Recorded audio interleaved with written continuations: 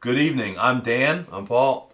and tonight we are going to discuss the Leupold Patrol 6 HD and the primary arms PLX compact optics. Yep. We're going to dive into the manufacturer specifications and a little bit of our observations on eye box, eye relief, glass. We've discussed them a little bit in our first video where we talked about our initial impressions of these optics. But we are going to get into a little more nitty gritty if you're kind of interested in some more detail between these two.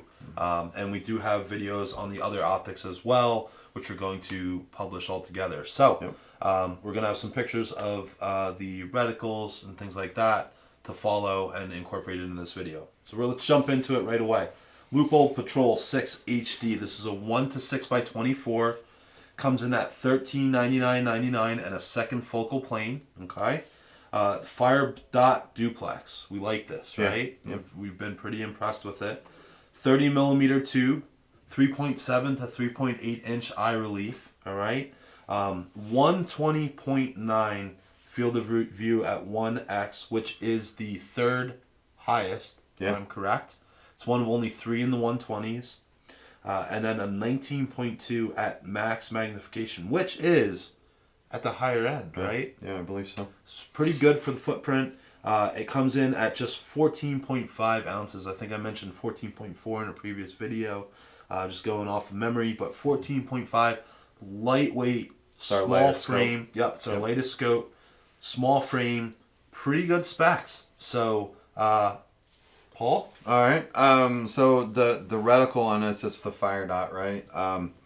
It is daylight bright. It's not quite nuclear bright, but it's definitely usable in all lighting conditions we had up here in the Northeast anyway. And I had a couple unseasonably bright days here recently. I was kind of shocked, but it's good on the illumination. It's also the only scope that has shake awake.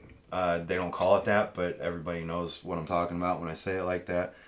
So, leave it on, forget about it. And when you pick up the scope, it'll turn back on. Kind of nice. We've spent so much time running around with these 14 optics, making sure that the dots are off, that the illumination is off. Because the multiple days that we've had them out in different conditions and getting pictures and video and shooting, just to make sure that the batteries wouldn't go low. Yeah, I've actually had to replace a couple batteries in a couple of them because we left them on. And this is one where you really don't have to worry about it. Right. Kind of a nice feature. Along that line too, if you're looking for something like this to carry it like a HD roll, you can turn it on and you know it's going to be on if the bad stuff happens at night or whatever when you need it. So one note I'd like to add real quick here, and Paul, I'm sorry to take some of your time here, but this particular optic has a push button illumination on the side where you kind of just cycle through the settings. It's actually pretty nice. It's really smooth. It feels good. It's waterproof, obviously. So it's just a nice little nuance for that one. So we did the dot brightness. What was the eye relief number on this? It was 3.7 to 3.8. 3.7 to 3.8. Yep. So this scope, if you've watched our other videos, you know that I checked these to see how much usable eye relief there is. That's what I'm calling it anyway. So you have 3.8 inches, which is by far the most out of all these of usable back and forth with a whole or almost damn near whole image without any scope shadow. And then you have another inch on top of that to put it to almost 5 inches to where it gets unusable. That is the tightest spread between a great picture and not usable that we have on all these scopes. And the eye box itself, getting your head out of position and stuff like that is really good too. And that's a reflection of that number, I believe. You can get all kinds of contorted with this. It's got one of the best eye boxes out of all these scopes. I think that's a testament to that, Leupold purpose built this for competition. Allegedly, yeah. We said in the introductory video that we thought this was kind of mid-tier glass. There's nothing wrong with this glass. I think we might have put the cart before the horse there a little bit. It's really good. You'll see in the low light pictures that it's nice and bright. It's along the lines with the rest of them. No problems there.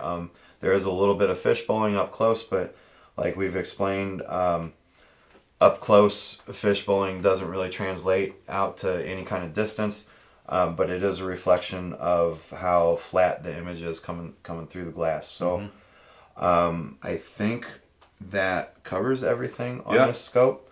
Yeah, no, absolutely. So we're going to jump into the primary arms, the new compact, which we got just for this shootout, right? Yeah, this is actually the scope that started all this craziness, you know. Yeah, we wanted to see with the new Japanese glass primary arms optic, how did it compare to a few other optics? Yeah. We started with 5. Yeah, and then our Facebook group, mid-tier, you guys, well, we'll send, you can't do this test without a knife force. Well, I don't have no, oh, well, I'll send you one. Yeah. So, and with that, you know, we added, 9 scopes to the mix. 9 optics. From all you generous guys out there. So, we appreciate it. We do. So this optic comes in at $14.99. This is basically brand new. First focal plane, and I just want to go back here on the Leupold. This is second. I didn't mention that, I don't believe. So I apologize for that. But first focal plane, ACSS Raptor, M8 in here. Everybody knows the ACSS reticle, right? That's pretty well versed in a few different companies now, right? Holosun's featuring it. If you shot a Holosun pistol dot, you probably have seen that ACSS. So it translates over into their LPVO and is very usable. 30 millimeter tube, 3.2 to 3.7 inches of eye relief. We have our last scope, and I'm sorry, I think I said 3, but this is the 4th and final 121 field of view at 1x, and then 14.6 at max magnification. Comes in at 16.95. Second ounces. lightest. Second lightest. Yep. So, Paul. All right. So the reticle on brightness, it is daylight bright, but there again, it's one of those that's kind of conditional, right? I don't think it's going to be daylight bright in Arizona at noon, but it's daylight bright up here. You can at least see that it's lit up, but it doesn't quite catch your eye, even like the fire dot does. Neither of these, I don't think I mentioned this, but our favorite word of the night is nuclear bright. Right. Neither of these are, but that said, it's usable. What was the eye relief on this one? 3.2 to 3.7 was the listed. Okay, so with that, the back and forth thing again, you got 1.5 inches of back and forth before the image gets a lot of shadow in it, and then you've got 3.5 inches to where it gets kind of unusable. This is kind of the exception to the rule with these things, because the eye box on this scope's actually kind of tight. It's not awful, but that number would lead me to believe it's better than it is. But it's not terrible. You know, it's not the worst that we have. The glass on this thing though is really surprising if you're used to primary stuff. The glass on it, I mean, it rivals the European stuff. Yeah, I think I mentioned it on the first video that this was a step in the right direction for primary arms in becoming a major competitor. Yeah. You know, they've been relevant in some discussion online, you know, and folks are using their stuff pretty regularly. And we might have a test coming up soon to look at some of their other products, right? Yeah. But maybe something. yeah. This glass, as it sits right now, is fantastic. When we were in here in our first impressions, I couldn't tell a difference between this and the Callus. Callus, whatever. Couldn't tell a difference between the two.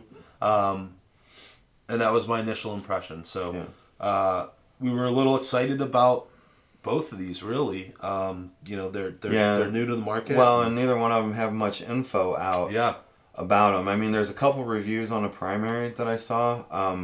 I haven't seen much on a patrol though. So, but back to the glass. It's nice and bright. It did well in low light stuff. You'll see the pictures. I don't think I mentioned in this video, we doctor the low light pictures. Yep. When you're taking a picture with a flashlight or even at dusk or anything like that, your camera, my camera anyway, makes it seem a lot brighter than it actually is. So we would take the picture and move the exposure. Yep. Thanks. You're welcome. The exposure down to where it looked like what we were looking at through the scope. I mean, we'd take the picture and then we'd kind of compare it to what we were seeing. So the images, they may look a little dark, but that's more along the lines of what you're going to see in real life behind the scope. So that is, unless I feel like I'm forgetting something. I don't think I am, though. We went over eye box, eye relief, Oh, glass. the fish bowling. Oh, There's a little fish bowling in this scope. I don't know if I did it? you mentioned it on Okay. the patrol. Yeah, so I don't have to go through the whole spiel of up close and stuff again, but there's a little noticeable fish bowling on this. Again, not that important, but it's a function of the glass. Another mark that we can give it or whatever. This scope has really been surprising to me for the I don't want to sound terrible, but for the manufacturer. Yeah. In terms of, like, it's the glass is really, really good. Yeah, we really like the glass at $14.99 and for it being a primary arms optic. But we're going to really dive into that more in our final thoughts video, which is coming up real soon. Yeah. So, we've touched on the glass here a few times. I think we've made that pretty clear. It's damn good. Yeah, yeah. So, And another neat little fact about it, you see the pictures all the time, and you'll see a bunch of them from behind the scope. The ring of the scope body is in the pictures, and when you're using it, is probably the smallest out of all of them too. yeah. It just really kind of goes away and blends in. So when you're both eyes open on 1X, it really is a nice picture. So, but I don't think I have anything else on that one. Cool. Yeah, no, I have nothing else to add. So we're going to wrap this one up. We got a few more to get done. So we thank you guys for your time. Yeah, thank you.